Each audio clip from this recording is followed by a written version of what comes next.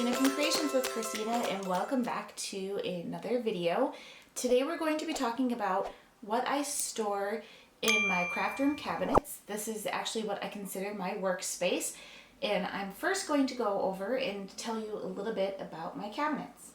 My cabinets are by a company called Homecrest, and they're painted in a willow color with knobs that I picked up from the company that we ordered our cabinets from. They are kitchen cabinets, and I just went ahead and picked drawers that I knew would function great in my craft room. This is my main workspace and also where I store most of my crafting supplies. Starting at the very end here, I have an angled end unit. Right after that, in the corner, I have a Lazy Susan. Following that, I have a 4-drawer unit. A 3-drawer unit, those two larger drawers, are actually what you would use to put pots and pans in or plate storage. After that is another 4-drawer unit. And at the very end, I have a small 9-inch door. I'm going to start in this end cabinet.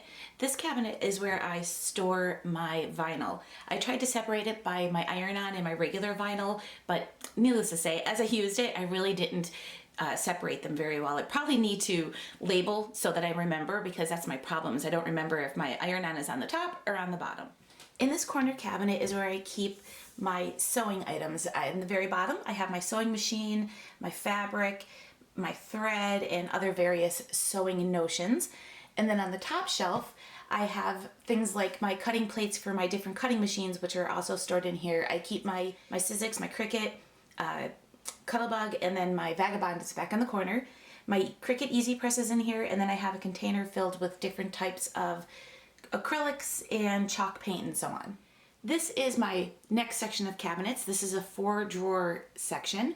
In the very bottom drawer is my fun foam, and that is all that's in here. It's separated by a little shelf divider. The next drawer up is my kind of watercoloring drawer. I have things in here like my Nouveau shimmer dust powder. I have my little blender that I use with my felt pads for using my alcohol inks. I have the pearls here and the regular alcohol inks in the back. In the very front, I have my Pink Fresh Studio.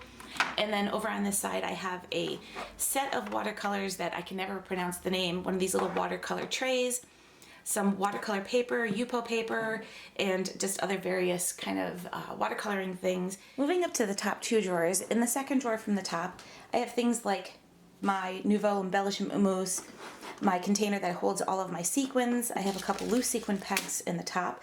I do keep some of my glitter in here. Actually, I don't have a lot of glitter because I don't like the mess, but I do have some glitter in here for the holidays. And then in the back, I have a bamboo box that I think I picked up at like the Christmas tree store or something like that. And back here is where I keep all of my enamel dots that I don't use quite as often as I did before, but they're still here. And then I have another little plastic container here that has a whipped spackle, and then I also have some mini action wobblers in the back. Most of my drawers, you'll see I have these acrylic containers in them. I got them when I renovated my room from Home Goods. In the top drawer of this section, I have different types of marker storage. I do have this little container right here that's got some newer items in it that I need to break open and start playing with. I have my Tombow markers on the side over here. These are all of my Tombow markers minus the ones that are in my bullet journal right now.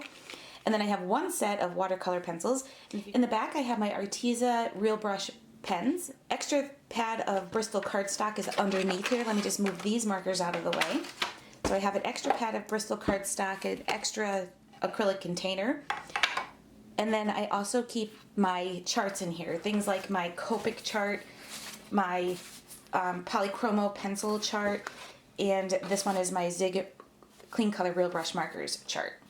Moving over to the next section, this is a 3-drawer section. It has a smaller drawer in the top and the 2 larger drawers that you would use for pot storage if you had these cabinets in your kitchen. The top drawer hasn't changed much. This is still my kind of Tim Holtz and metal embellishment drawer. I have this tray that I picked up at Hobby Lobby a long time ago, and actually had it in storage and then pulled it out to use in this drawer because it fit in here really nicely. I have additional room on the side over here, and then in the back here are just some larger things that didn't fit with the categories that I kind of split things up in here. Moving down to the second drawer, which is one of the larger drawers. This is my stamp storage. I went through all of this. This didn't change from my previous video, so I'm not going to go into detail, but I have everything sorted by company, and then my larger sets are on the side over there. The third drawer is my die storage, embossing folder, and stencil storage. This drawer is not organized at all. I do need to kind of work on this. My embossing folders are up in the front here, and they're not really well organized. My stencils are tucked on the side. I have extra supplies for dividers here. I keep my actual dies on this side separated by company. And in the back here are some extra envelopes and storage for my stamps and stuff, as well as over here are bags for that. Moving on to the next section of drawers, this is a 4-drawer section. In this top drawer, I keep some supplies for packaging cards. I actually have some envelopes back here, tags, and so on. So this drawer didn't change too much either. This next drawer is my felt and wood veneer drawer. I recently just found this company called Benzie that has beautiful colors of wool felt, and I just ordered this and received it the other day. I'm looking forward to doing some felt flowers with this.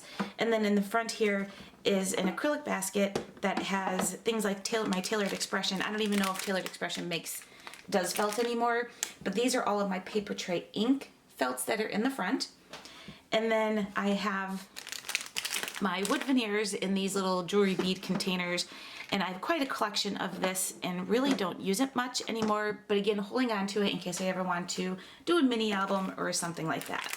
Next, I have my bottom 2 drawers of this section, and this one is kind of my foiling department here. I have my 2 Mink machines, the larger one and the mini one. I have my rolls of foil in here, along with some of my open stuff is pretty much kind of laying around the top. And then I also put my foil quill paper in here that is with the new foil quill pen. And my deco foil is back here. In this drawer, you've actually seen what I've done to this drawer. This is my tools drawer, but I will just quickly go over everything. I have everything separated into containers that have multiple parts. So in the front here is my foil quill, some spare tools, my Happy Jig from We Are Memory Keepers. I have a punch down here that's for planer punches, my fuse tool, extra punches, and then the rest is kind of like other various tools like my crocodile, my corner rounders, foam pad for stamping if I need it, and then larger punches towards the back. This last cabinet is one that you all helped me with in a previous video. I will quickly go over this one too. It's my mat storage for my Cricut and Silhouette supplies, as well as my heat resistant mats, and my larger scoreboard is in here along with my long 24-inch Cricut mats are back here. I hope you enjoyed the look of my craft room and how I have my craft cabinetry organized. If you're new to my channel, subscribe so you can be updated when I post new videos. And don't forget to give today's video a thumbs up. Thanks for watching, and I'll catch you all in the next video.